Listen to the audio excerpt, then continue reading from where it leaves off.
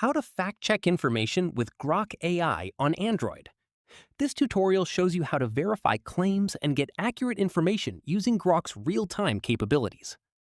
First, open the Grok app on your Android device. From there, tap the text field at the bottom and type in the claim or piece of information you want to verify. For example, you could type something like, "Is it true that humans only use 10% of their brain?" Or, "Fact check this, coffee stunts your growth," to get Grok to look into it. After that, tap Send and give Grok a moment to process and pull up what it knows about the topic. At this point, Grok will break down whether the claim is accurate, partly true, or false, and explain the reasoning behind it so you actually understand why, rather than just getting a yes or no.